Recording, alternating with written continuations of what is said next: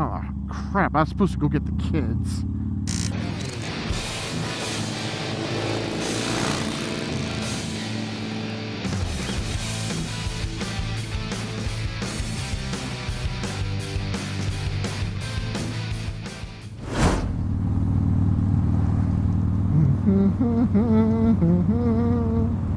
Whatever will be, will be.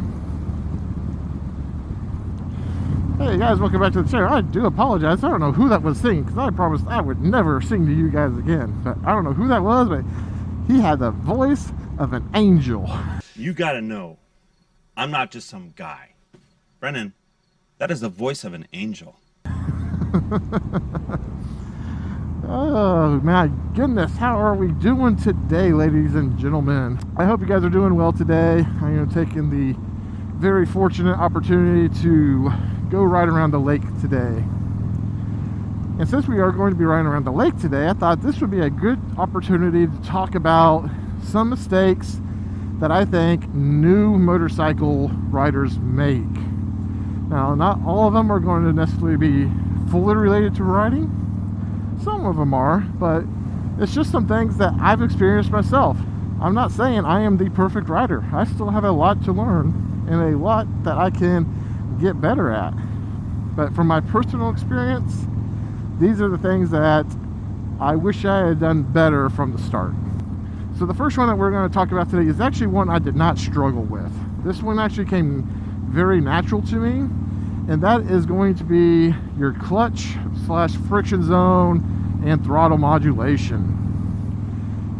This comes as a foreign concept to a lot of riders who come from an automatic car world. I came from a stick shift car world, so I'm crazy, right? The stick shift car world kind of already put it in my head as far as the mechanics, as far as what's being done to the motorcycle when you squeeze in that clutch hand or when you raise up on the the shift peg. So the brain had it, and then you just have to apply it to real life. It's really kind of a tough concept to learn. Again, I feel like if you don't know the basics of how a manual transmission works.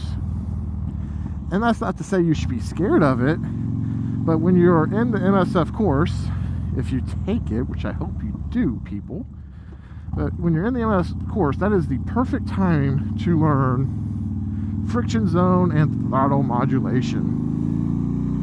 Because you'll see so many times, you'll even see veterans still, not like gun veterans, but like veterans who've been riding a while. You'll see veterans such as them, and they still struggle. Like, you'll see them at a stoplight, and you'll see something like, boom, like, oh, they almost stalled it.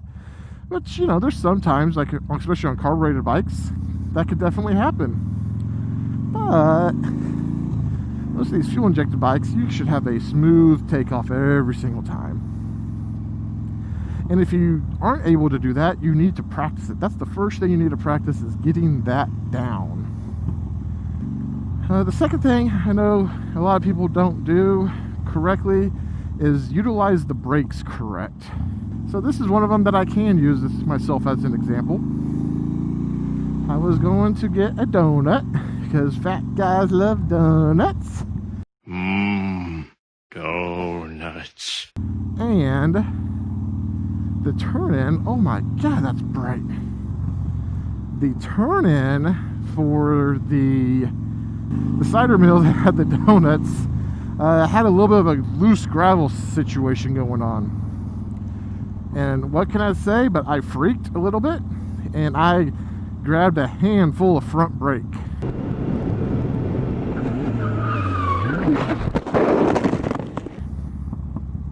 You need to know how to use your front brake and how to use your rear brake. That front brake, I don't like to use it all that often. I will only really use my front brake if I'm going in a straight line and I don't have to apply very much force. Now, emergency situations, yes, I will squeeze it, but you got to learn what your bike can and cannot do when you're under heavy braking. So that's the front brake. Now the rear brake, that should be your best friend, at least from a cruiser. Now I can't speak for all the other bikes in the world, but for a cruiser, that rear brake is ideal. It's so needed, because what it allows you to do is to give the bike the throttle that you need to stay upright while turning, and you don't have to worry about falling over. Just like that, I was on the back brake just to kind of cruise through that corner. I am not an aggressive corner, guys. I do not take them aggressively, so I will be on the back brake to keep myself upright. Now you can maybe tell me I'm doing that right or wrong, but I have found that this is the best technique for me.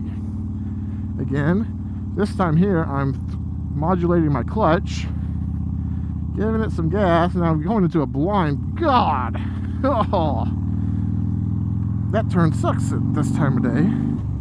But normally I would have been giving it a little bit more gas to get myself up the hill, but I couldn't really see what was beyond that turn, so I really slowed down.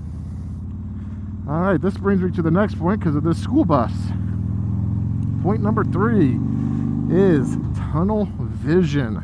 Got to have that head on a swivel, Got to always be looking, because everyone's always looking to get you. But no, I mean, I remember when I first started riding, especially in Kansas. Kansas gets really boring to ride a motorcycle. Not boring like I'm bored, I don't want to do this, but boring scenery.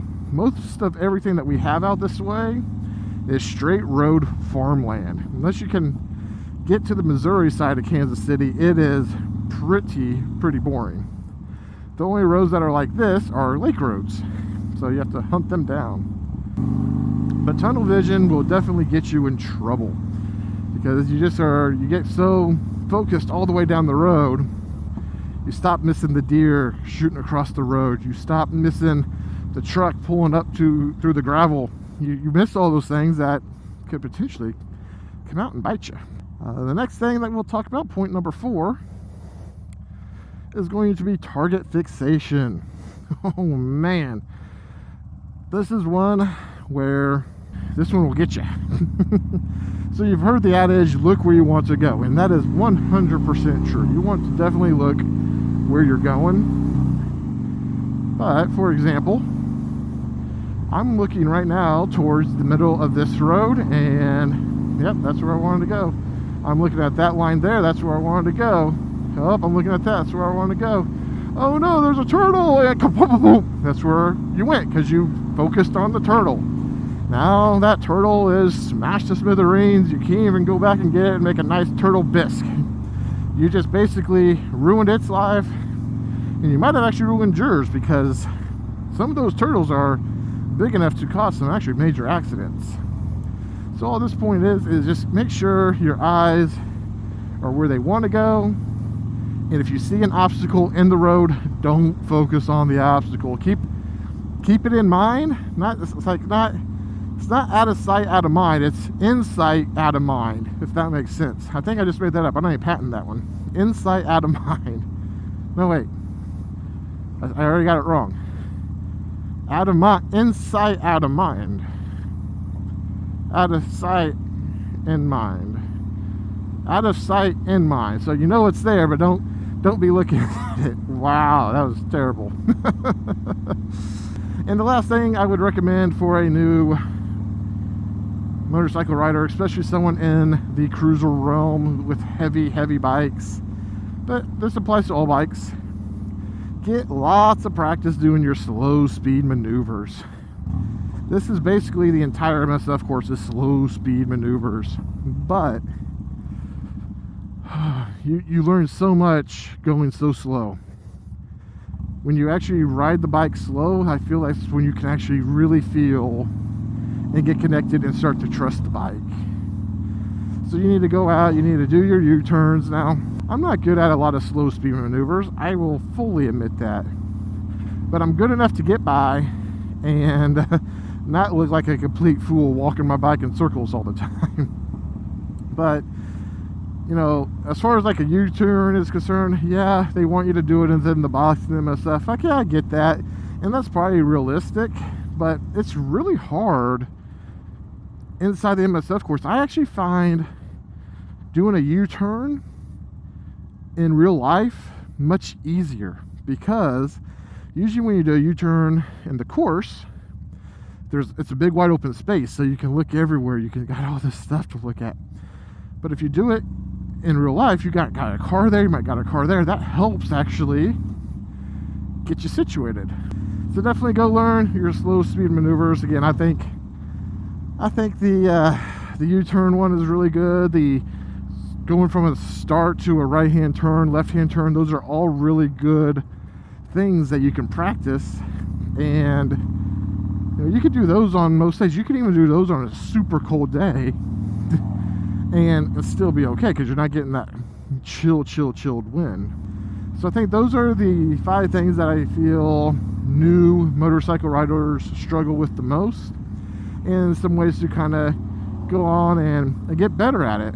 Go ahead and drop your comments below, and let's see if we can maybe get a series of tips for new motorcycle riders. With that being said, this is Brett with the Chopper Fit channel. I'll see you guys later, because this is the way, and we're on the dark side. And I better go get the kids.